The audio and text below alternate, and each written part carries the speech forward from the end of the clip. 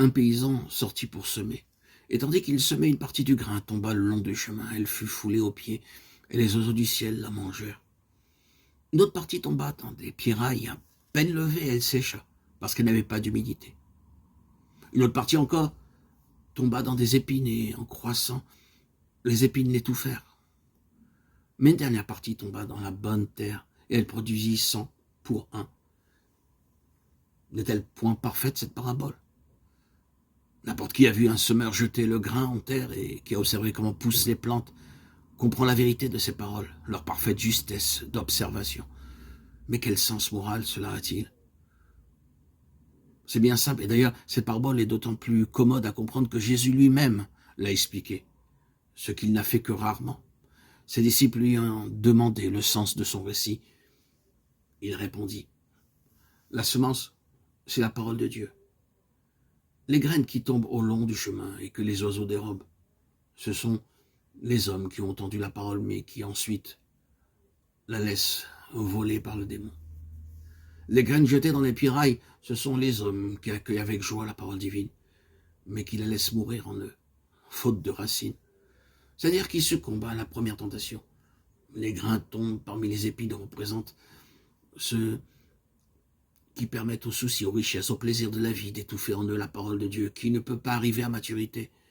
Mais la semence déposée dans la bonne terre, celle-là, elle représente ceux qui, ayant recueilli la parole dans un cœur excellent, la font germer en eux et produisent des moissons de vertu. Vous voyez comme il est aisé de comprendre une parabole et combien aussi, en s'examinant soi-même, on se rend compte de sa vérité. Est-ce qu'il nous est jamais arrivé de prendre 1000 bonnes résolutions de travail, de douceur, de dévouement, de piété, de constater bien vite, trop vite, quelle dure guerre en vous? Est-ce un mauvais oiseau qui les a volés? Est-ce le fourré d'épines qui les a étouffés? Ont-elles séché dans la pierraille? N'est-ce pas que vous comprenez? Et que vous savez bien qu'il faudrait vivre en tenant toutes ces bonnes résolutions, en essayant sans cesse de se faire meilleur, plus généreux, plus charitable, et que dans cette bonne terre, la parole de Dieu grandirait. Bien des fois, en d'autres termes, Jésus est revenu sur cette idée si juste qu'il ne suffit pas d'écouter la parole de Dieu, mais qu'il faut la mettre en pratique, et que c'est beaucoup plus difficile, qu'il faut être tout le temps sur ses gardes, empêcher le démon de défaire le travail qu'on a commencé.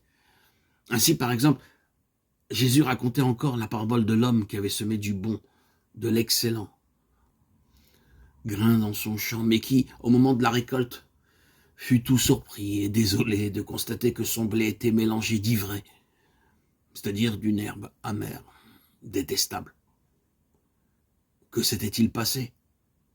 Durant son sommeil, un de ses ennemis s'était glissé sur sa terre et avait semé à pleine main la mauvaise graine, exactement comme il en advient de chacun de nous si nous ne prenons pas très bien garde à notre conduite.